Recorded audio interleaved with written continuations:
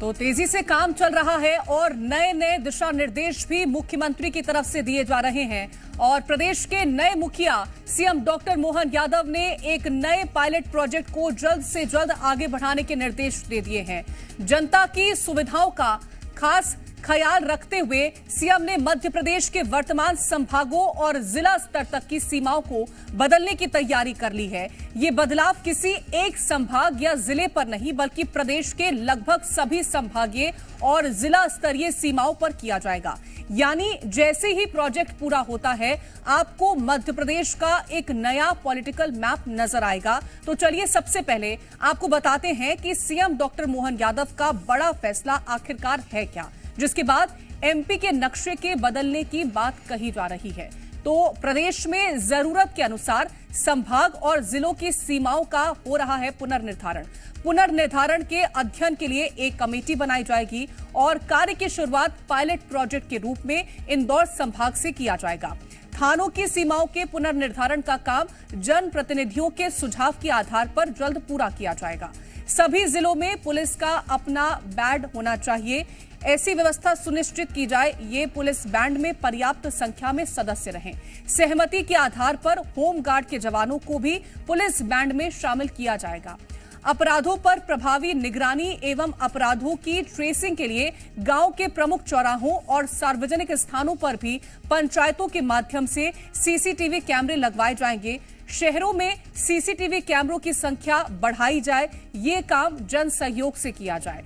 आगामी सिंहस्थ को ध्यान में रखते हुए ओंकारेश्वर में नए घाट का निर्माण और दर्शन की सुलभ व्यवस्था के लिए भी कार्य योजना बनाई जाए। दर्शनार्थियों की सुरक्षा व्यवस्था को और मजबूत बनाया जाए। तो ये मुख्यमंत्री के तमाम निर्देश रहे हैं। तो चलिए अब आपको बताते हैं कि इस प्रोजेक्ट के अंतर्गत कहां-कहां पर संभागीय सीमाओं में बदलाव करा जा सकता है। तो नर्मदापुरम में 3 जिले हैं। जिले से लगी है नरसिंहपुर की सीमाएं। जबलपुर में है नरसिंहपुर का संभागीय मुख्यालय। नर्मदापुरम संभाग में शामिल किया जा सकता है नरसिंहपुर, वहीं शहडोल में मिलाया जा सकता है डिंडौरी को। तो ये बदलाव हो सकते हैं। इसके साथ ही मंडीदीप की सीमाएं भोपाल से 10 किलोमीटर तक, रायसेन में मंडीदीप का जिला मुख्यालय किया जा सकता है। लोगों को रायसेन के लिए भोपाल आना पड़ता है और ये दूरी 70 किलोमीटर से भी ज्यादा की है। वहीं बड़वानी जिले की सीमा शहर से 4 किलोमीटर दूर है। सीमा से लगी धार जिले की कुक्षी, नरसिंहपुर और तहसील जिला मुख्यालय से ये 100 किलोमीटर से दूर है। बड़वानी में शामिल हो सकते हैं कुक्षी और निरसपुर तहसील। तो सीएम के इस फैसले के सामने आने के बाद कांग्रेस की प्रतिक्रिया भी सामने आई है। कांग्रेस का कहना है कि इसके अलावा और भी कई मुद्दे हैं जिस पर बीजेपी को ध्यान देना चाहिए था। मुख्यमंत्री प्रदेश के मुखिया होते हैं, उनका अपना क्षेत्राधिकार है और जो कार्य करना है, निर्णय लेना है, उसके लिए वो स्वतंत्र है। लेकिन सवाल यह है कि अभी नए नवगठित सरकार है, नए नए मुख्यमंत्री बने हुए हैं, प्रदेश में समस्याएं बहुत ज़्यादा हैं। अभी इन समस्याओं की ओर ध्यान लाना चाहिए। लोगों को अभी रोजगार की बात करना चाहिए, कानून व्यवस्था ठीक करने की बात करना चाहिए, भ्रष्टाचार खत्म करने के बारे में सोचना चाहिए। इस तरह की जो नॉन प्रोडक्टिव वाले काम है, जिसमें कोई बिना उत्पादकता वाला कार्य है, आप बदल देंगे, नक्शा बदल देंगे। ये सबसे से होगा क्या? आपको मिड टाइम सब चीज़ों के लिए है कि फिलहाल बदला बदली करने के बजाय आप कैंप लगाइए। और चर्चा करने के लिए 2 खास मेहमान हमारे साथ जुड़ गए हैं। अजय धवले जी हैं, प्रवक्ता हैं बीजेपी के, बहुत स्वागत है अजय जी आपका। संगीता शर्मा जी हमारे साथ जुड़ गई हैं, प्रवक्ता हैं कांग्रेस की, आपका भी बहुत स्वागत है संगीता जी। अजय धवले जी, मैं ये जानना चाहूंगी कि आखिरकार सरकार की प्लानिंग क्या है? ये जो आंतरिक बदलाव होने वाला है जिलों में, ये इसके पीछे की मंशा क्या है, क्या विचार रहा है इस तरह की प्लानिंग को लेकर? देखिए कीर्ति जी, पहली बात तो होता है कि ईज ऑफ डूइंग बिजनेस और एक होता है ईज ऑफ डूइंग गवर्नेंस। एक व्यापार के लिए सुगमता बनाना और प्रशासन के लिए एक व्यवस्था बनाना।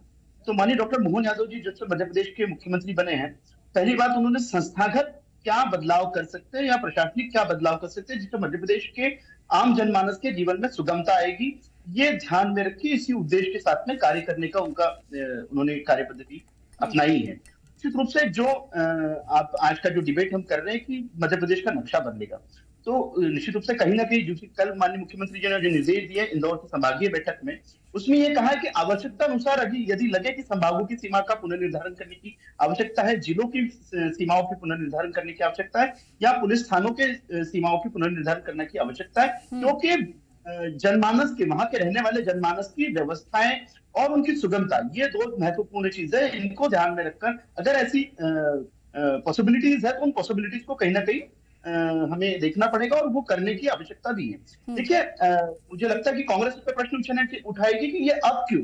तो देखिए, हम मध्य प्रदेश आज विकसित मध्य प्रदेश बन रहा है, गवर्नेंस के नए नए नित नए आयाम गढ़े जा रहे हैं। विगत 20 वर्षों से भारतीय जनता पार्टी की मध्य प्रदेश में सरकार है, और जब आप इतने लंबे समय तक सरकार चला रहे थे तब आपको कहीं ना कहीं जो नुआंसेस होते हैं एडमिनिस्ट्रेशन की, कहीं जो प्रशासनिक दिक्कतें आती है वो पता चल जाती है। जब आपको ये दिक्कतें पता चल जाती है कि जनमानस को इन चीजों से दिक्कत है, जिलों की सीमाएं पुनर्निर्धारित करने की आवश्यकता है, तो सरकार, मुझे लगता है कि पहली बात तो जो थी, जिनके लिए गवर्नेंस करना है वो जनमानस है। अब गवर्नेंस जिनके लिए करना है उनकी आवश्यकता अनुसार अगर सरकार कार्य करिए तो मुझे नहीं लगता कि कांग्रेस समेत किसी भी विपक्षी दल को इसमें दिक्कत होनी चाहिए। जबकि आपको ऐसी व्यवहारिक चीजों का तो समर्थन नहीं करना चाहिए। सरकार व्यवहारिक चीजें अगर कर रही है तो सारे विपक्षी दलों ने इन व्यवहारिक चीजों के साथ में खड़ा होना चाहिए। रही बात ये अन्य मुद्दे जो उठाएंगे, तो अन्य मुद्दों के लिए 5 साल का मध्य प्रदेश की सरकार को जो मैंडेट मिला, 5 साल उन मुद्दों पर भी सरकार। संगीता शर्मा जी से एक रिएक्शन इस पर ले लेती हूँ, उसके बाद आपके पास लौटूंगी अजय जी। संगीता शर्मा जी, अभी जिस तरह से अजय जी ने कहा कि ये हम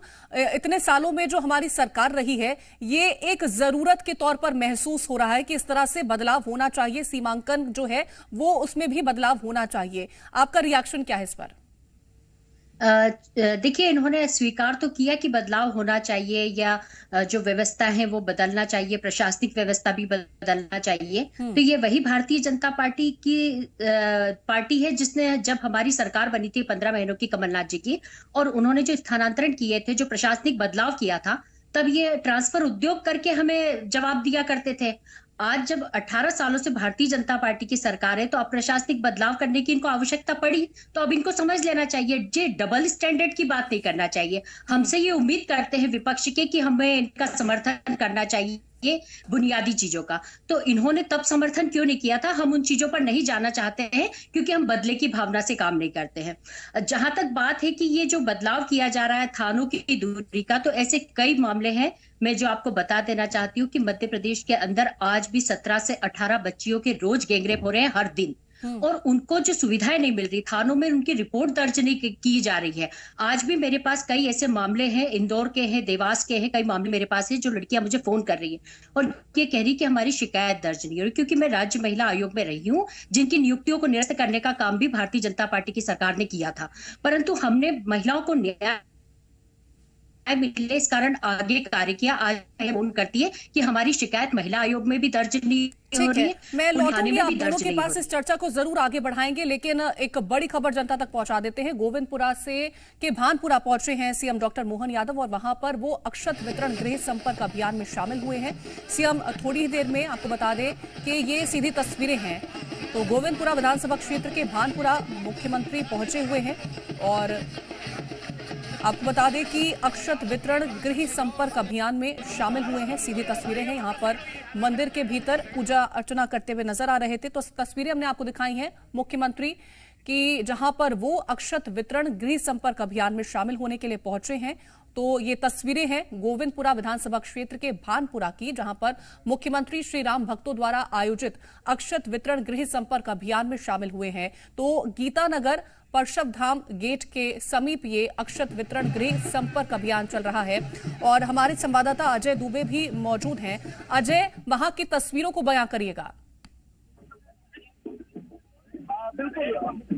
मुख्यमंत्री डॉक्टर मोहन यादव राजधानी भोपाल के गोविंदपुरा विधानसभा क्षेत्र के भानपुरा में पहुंचे हैं और अयोध्या में राम मंदिर में प्राण प्रतिष्ठा होना है, उसको लेकर यहाँ पर जो है अक्षत देंगे और अक्षत देकर आमंत्रित करेंगे लोगों को। तो गोविंदपुरा विधानसभा क्षेत्र में पहुंचे हैं, अक्षत वितरण कार्यक्रम है, जनसंपर्क अभियान है, उसमें पहुंचे हैं और यहाँ पर मंदिर में दर्शन कर रहे हैं। खुद तो मुख्यमंत्री डॉक्टर मोहन यादव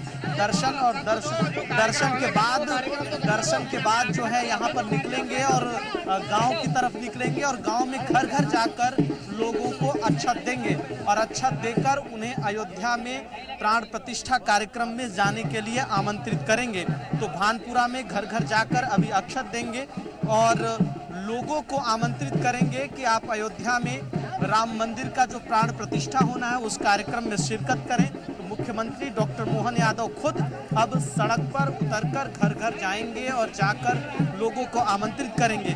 ये राजधानी भोपाल का गोविंदपुरा क्षेत्र है और अयोध्या में मंदिर में प्राण प्रतिष्ठा होना है। अक्षत कार्यक्रम जो है वो अक्षत वितरण कार्यक्रम में गृह संपर्क अभियान है, उसमें ये शामिल हुए हैं। तो अक्षत बांटेंगे, अभी पूजा पाठ कर रहे हैं मंदिर में। क्षेत्रीय मंदिर है और भानपुरा इलाके में क्षेत्रीय मंदिर है, उसी मंदिर में शामिल हुए हैं, पूजा अर्चना कर रहे हैं खुद सीएम। और यहाँ पर लोग भी बड़ी संख्या में एकत्रित हुए हैं। और सीएम, आप ये तस्वीरें आप देखिए कि सीएम जो है यहाँ पर पहुँचे हैं और पूजा पाठ कर रहे हैं। और पूजा पाठ करते हुए यहाँ से अभी मंदिर से निकलेंगे और इसके बाद जो है भानपुरा में घर घर जाएंगे और घर घर जाकर मुख्यमंत्री खुद अक्षत देंगे, क्योंकि 500 सालों के लंबे संघर्ष के बाद जो है कोर्ट का फैसला और कोर्ट के फैसले के बाद अयोध्या में राम मंदिर का निर्माण बेहद ऐतिहासिक दिन और प्राण प्रतिष्ठा 22 जनवरी को होनी है। तो उस प्राण प्रतिष्ठा कार्यक्रम में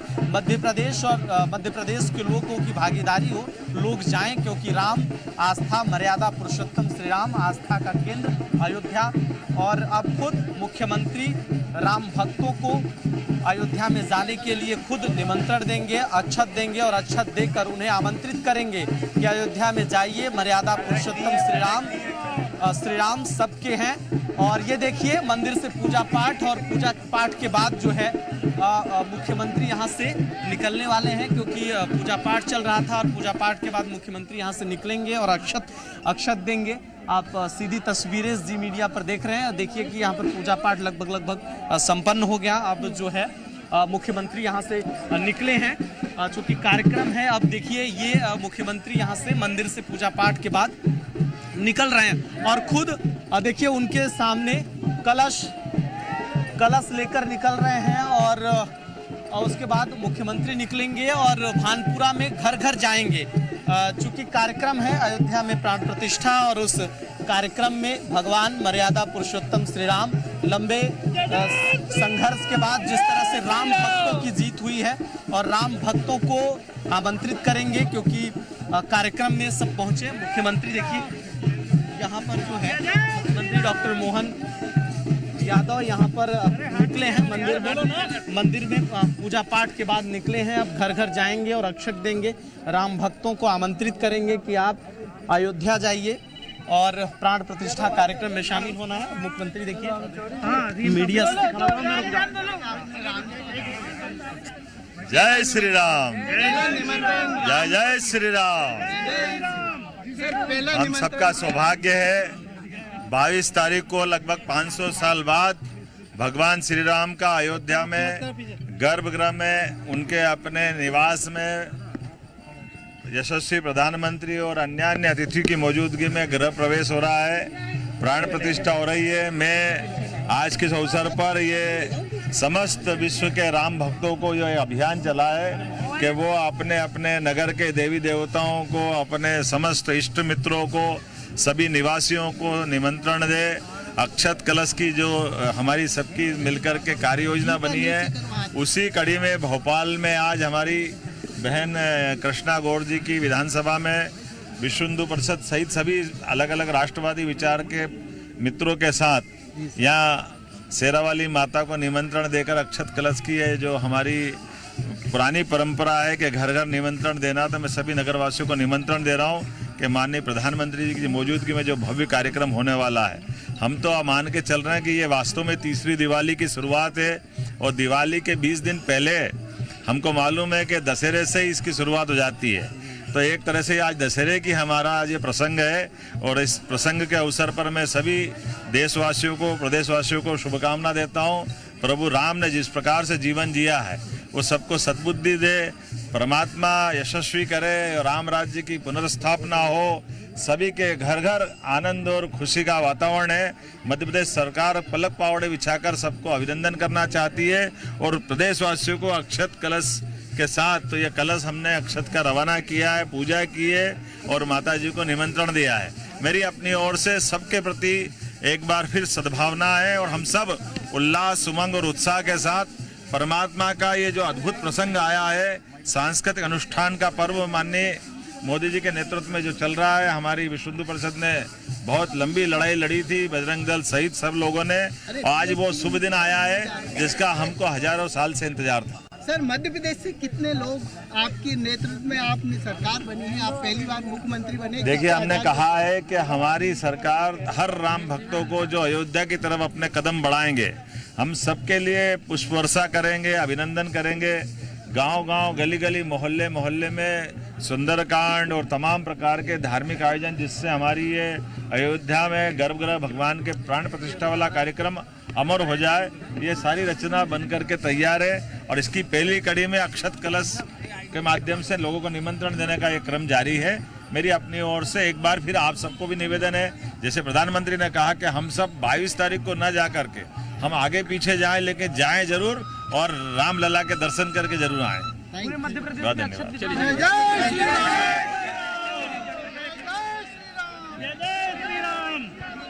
तो मुख्यमंत्री को आपने सुना है, उन्होंने कहा कि एक लंबा इंतजार हर भारतवंशी ने किया और 22 तारीख को, 22 जनवरी को दिवाली के तौर पर हम मनाने वाले हैं, लेकिन आज के दिन को दशहरे के तौर पर उन्होंने जिक्र किया कि आज हम दशहरे की तरह मना रहे हैं और 22 जनवरी को दिवाली वाला दिन होने वाला है, क्योंकि उस दिन प्राण प्रतिष्ठा प्रभु श्री राम की होगी। वो गर्भगृह में विराजमान होंगे और उससे पहले आज घर घर जाकर के अक्षत वितरण कर रहे हैं, लोगों को निमंत्रण दे रहे हैं कि वो पहुंचे अयोध्या और वहां पर दर्शन करें। अजय, जिस तरह से मुख्यमंत्री ने अभी जिक्र किया, उन्होंने कहा कि हमारी भी यही कोशिश रहेगी कि जो भी श्रद्धालु जाना चाहता है भगवान श्री राम के दर्शन करने के लिए 22 तारीख से पहले या 22 तारीख के बाद, हम पूरी व्यवस्थाएं उसके लिए करेंगे और यहां पर भी लोगों को निमंत्रण दे रहे हैं।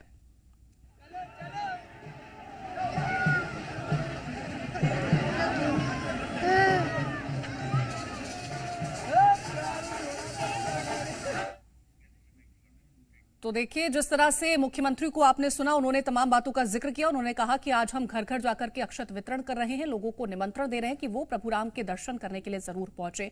फिलहाल आप दोनों जो गेस्ट हमारे साथ जुड़े थे इस चर्चा में, आप दोनों का बहुत शुक्रिया है तमाम बातें साझा करने के लिए। और फिलहाल के लिए इस खास पेशकश में इतना ही। आप देखते रहें जी मध्य प्रदेश छत्तीसगढ़।